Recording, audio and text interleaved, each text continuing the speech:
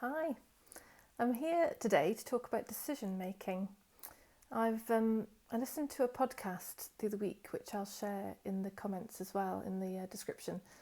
It was from the podcast called Psychology Has It Backwards, and they were talking about decision making. I sent it to a client because, in fact, I sent it to a few clients because decisions are just part of life, aren't they? Whatever your experience, whether you're in work or not, and whatever role you have, decisions are needed. And it was interesting because one of my clients came back saying, I like the sound of what they're saying, but then what do I do? Like, does that mean I just sit back and wait? Because it's essentially what I've forgotten the names, but the ladies on the podcast are saying is that we can really ease off the gas with decision making, and that we do a lot better when we allow things to come to us, when we allow decisions to emerge, when we don't go scrambling after them. We trust and we know that the right decision is going to come at the right time. And actually, the more we force it, the worse it is and the worse it feels. So my client recognised how, that feels much better to be in that space. That feels much more calm and settled. But then this question of, but I get paid to make decisions, like that's my job. And that's what people rely on me for. And so if I'm just sitting back waiting for things to emerge, then what am I doing? What am I being paid for? And within that question, there's a misunderstanding, which the vast majority of the world are carrying with them. And the misunderstanding is that I make decisions. That's what we say, isn't it? I decided, I made this decision. And it's not true. And it's never been true. So what I'm sharing here isn't a thing where it's like, oh, here's some new information, try doing this. In this, I'm just telling you how it's always been. And when you look and see, you'll go, oh, golly, yeah, it's always been like this. So let me use a visual, which I used with this client to help illustrate it. So let's begin, in fact, with think of a decision you've made recently. And think about what you did. Obviously, pause this video if you want to take a moment to think or to jot some things down. But think about what you did to make that decision. Chances are you're going to come up with things like, I spoke to some people, I gathered some data, I did a pros and cons list, I went for a walk, I took a bath, I took a shower, I did the ironing, these kind of things that we perhaps know support decision-making processes. I did research online, I spoke to an expert. All these things we tend to say that these are all how I made a decision. And then at some point there was a sense of clarity. So for this client, he came up with an example where he'd done a bunch of pros and cons really with this decision he had to make.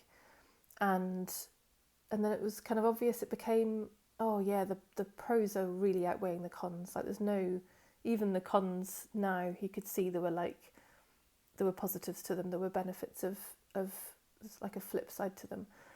So it kind of ultimately became a bit of a no-brainer, but ultimately there was a moment where it became clear, oh yeah, I'm just going to be doing that. And the thing I want to draw your attention to is the bit that we tend to ignore. So we're really familiar with that first bit, gathering the data, pros and cons, looking at the information, and we're really familiar with the last bit where the output arises, but we don't pay attention to the middle bit, which is the actual decision-making bit.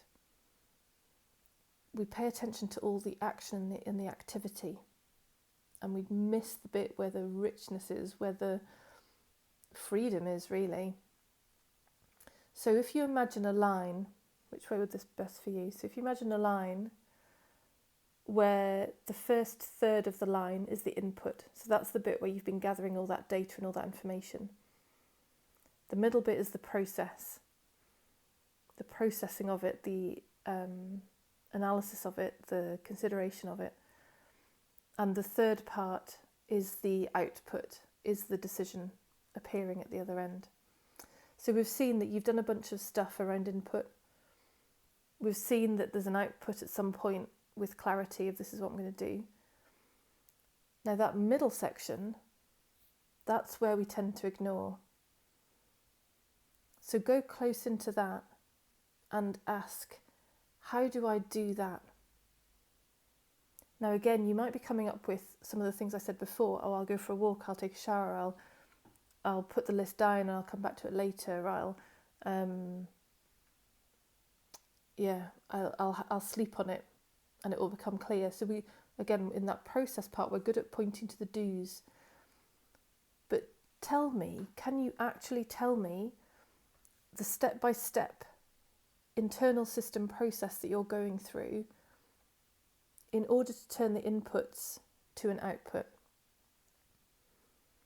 Can you tell me what the mechanism is inside of your physical system or mental system that turns an input into a decision? Could you write me a how-to guide of what that process is, that middle section of that line, input, process, output? Can you write me a how-to guide for that process that's happening inside of you to go from the inputs to the decision? And if you're like every single other person I've ever spoken to, you don't know. You have no idea what's happening in that process section. Yes, we can see that it's supportive in that part to relax, to go for a walk, to ease off, but we have no idea what's going on there. We have no idea how that happens, how those inputs turn into an output. So every time we say, I decided, at the output part, did we? Really? Did you actually decide? Do you actually know what you did in this process section in the middle? I've yet to meet somebody who knows that, and so I'd love to hear from you if you know that process, if you know that step by step that's happening within your internal system. I've not yet met anybody who knows that. And when we see that, we're coming right back into alignment with life as it is.